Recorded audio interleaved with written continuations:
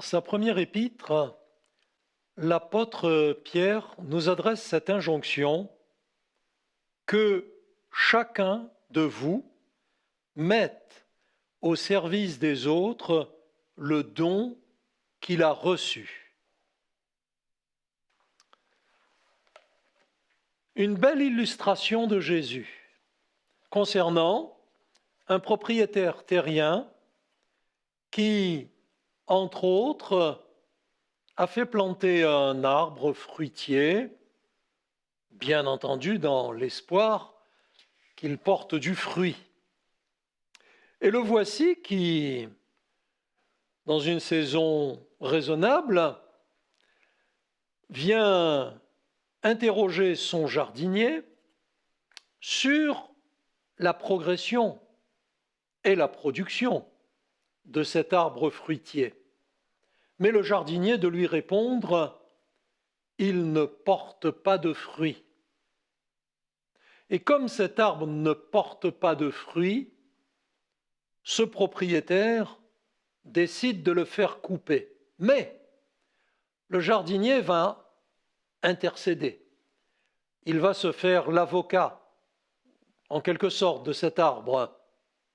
Il va plaider auprès du propriétaire et dire, s'il te plaît, attends, je vais creuser autour, je vais y mettre de l'engrais, je vais mieux l'arroser, et peut-être, dans les temps à venir, donnera-t-il du fruit.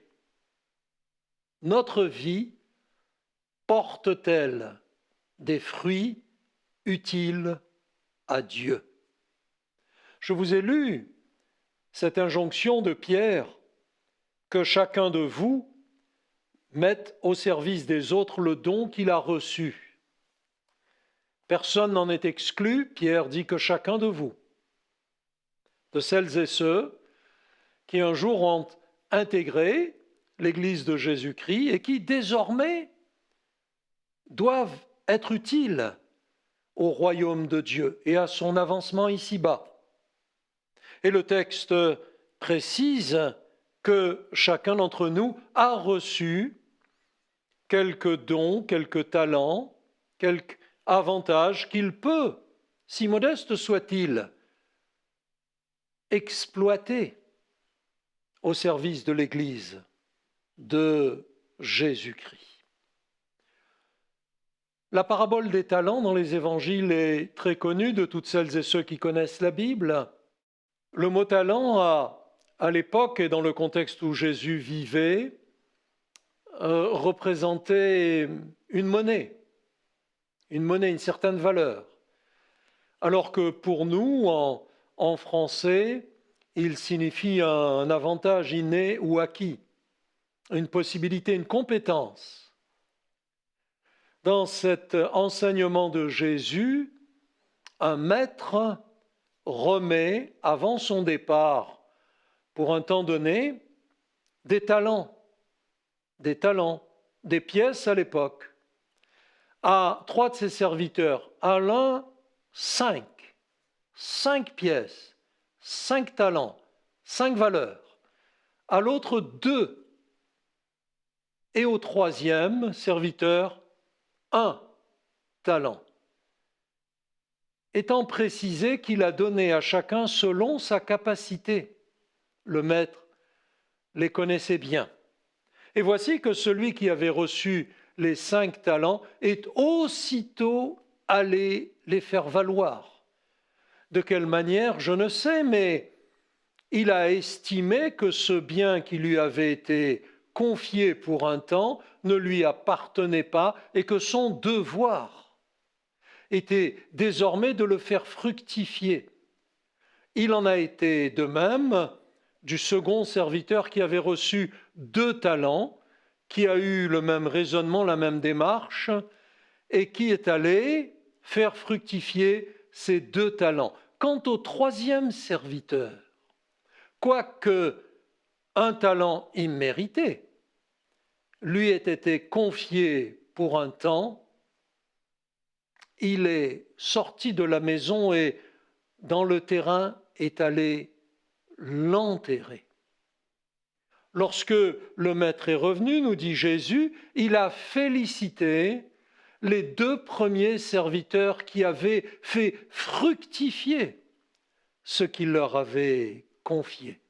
Mais il a sévèrement condamné celui qui avait étouffé, qui avait enterré, qui avait oublié de faire fructifier le talent qui lui avait été remis. 2 serviteurs ont été utiles avec les talents qu'ils avaient reçus. Un serviteur a été inutile. Et nous-mêmes, en fonction de ce que nous avons reçu de Dieu, puisque d'après la Bible, nous avons tous reçu de Dieu, peut-être un modeste petit talent, une modeste petite compétence, un modeste petit savoir, ou bien peut-être plus.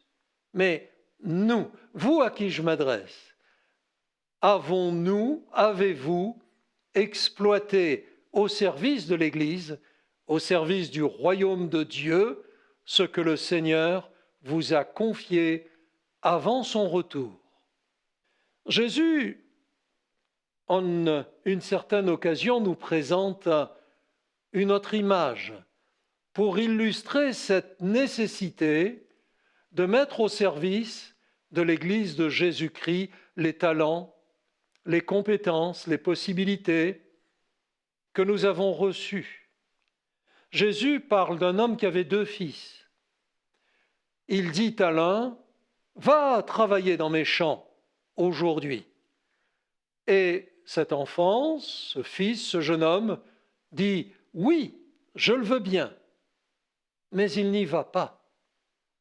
Il a l'intention, mais il n'a pas d'action. Et ce propriétaire, cet homme, ce père, s'adresse aussi à son second fils. « Mon enfant, va travailler aujourd'hui dans mes champs. » Et ce garçon, qui a une certaine personnalité, une certaine réactivité, répond « Non, non, pas maintenant. Non, je ne le désire pas pour telle et telle raison. » Puis, dans les instants qui suivent, il se remet en question, il réalise qu'il est en train de perdre du temps. Et alors, il s'en va travailler dans le champ. Dans un premier temps, il n'en avait pas l'intention, mais après réflexion, il passe à l'action. Et nous-mêmes, où en sommes-nous? Si nous avons donné notre cœur à Jésus, si Dieu est devenu notre Père et Jésus notre Maître, notre Seigneur, exploitons-nous nos compétences, nos possibilités, nos talents au service du Seigneur, au service de l'Église de Jésus-Christ ici-bas sur la terre. Où vous-même vous situez-vous? L'arbre donne-t-il du fruit? Enfant de Dieu, que vous soyez récemment intégré dans l'Église de Jésus-Christ ou que vous marchiez avec le Seigneur depuis des années, bien des années, où en êtes-vous au sujet du service? Portez-vous du fruit visible, concret, palpable, utile pour l'œuvre de Dieu? Avez-vous obéi aux enseignements, aux injonctions, aux ordres de celui qui a dit « Vous m'appelez Maître et Seigneur, et vous faites bien, et vous dites bien, car je le suis. » Le Maître, c'est celui à qui on obéit. Le Seigneur, c'est celui qui a droit de vie et de mort. Où en sommes-nous? Où en êtes-vous lorsque le Seigneur vous a dit « Va travailler dans ma vigne, va travailler dans mes champs ». Avez-vous eu l'intention, une fois ou l'autre, ou peut-être même souvent, peut-être même en cet instant. Et ensuite, êtes-vous passé à l'action? Êtes-vous un acteur dans votre Église? Êtes-vous un acteur dans votre environnement?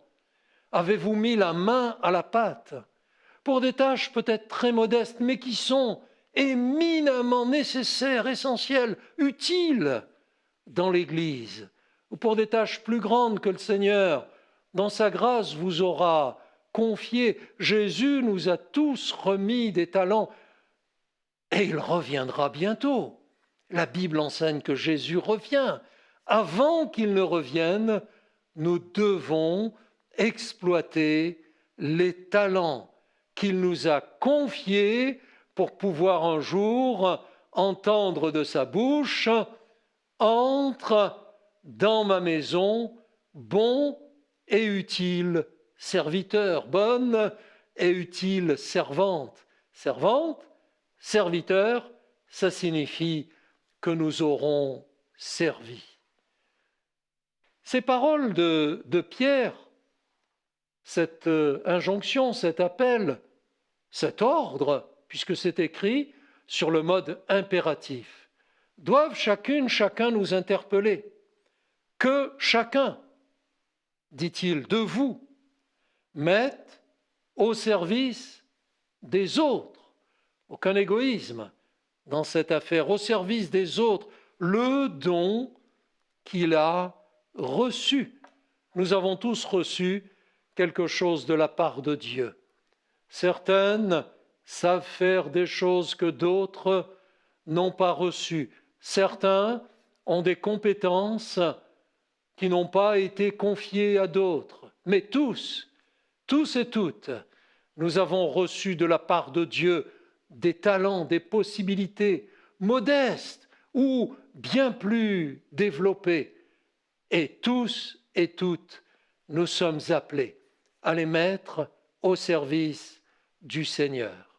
Un jour, en entendant annoncer l'amour de Dieu donnant son Fils pour nous, l'amour de ce Fils donnant sa vie pour nous sur la croix, nous avons accepté.